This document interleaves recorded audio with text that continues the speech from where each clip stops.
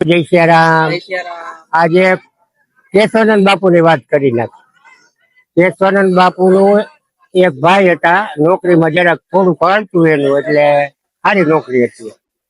એ કેશવાનંદ બાપુ નો જરાક અપરાધ કરી ગયા. એમાં ગાંડા થઈ ગયા ભાઈ. રોડ ઉપર જ્યાં ત્યાં પડ્યા રહીએ ને દારૂ પીએ ને ચલમું પીએ. એ ભાઈ દરબાર હતા ને બાજુના ગામડાના છે ને હજી હાલમાં છે. રોડ ઉપર દારૂ પીને જ્યાં ત્યાં પડ્યા રહેતા બધા વ્યસન. એટલે પછી મારી પાસે ખાય જમાડે, તો ઈ આવે ને એટલે મારી છોકરી બી અંદર અંતાઈ જાય કેબિન. પછી ભાઈ મને વાત કરી, મને કે આમ રીતે મારે અપરાધ થઈ ગયો, મારો મગજ આવ કરી ગયો, આ નોકરી. મેં કીધું તમે જેનો અપરાધ કર્યો ને એની માફી માગો.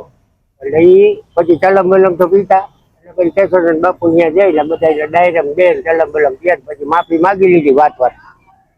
પછી ઈ ભાઈ હાઈકલા થઈ ગયા, નોકરી છે પૂરે સુધી કરી, પૂરી નોકરી. પણ ઈ ભાઈ ને પરચો કેવો મળ્યો ખબર હે કે કોઈ જાતનું વ્યસન ન રહ્યું, બીડીએ નહીં. એમ આટલું વ્યસન હતું, કોઈ મૂકી ન કે ઈ ભાઈ. અને પછી એની નોકરી એવી હતી ને કે વ્યસન મફતે મળી જાય એવું બધું હતું. એટલે આવું છે, કોઈ સંતનો અપરાધ ન કરવો, ખોટો અભિમાનમાં આવી જાય, એનું ધ્યાન રાખવું. હાલો, જય સિયારામ. જય સિયારામ.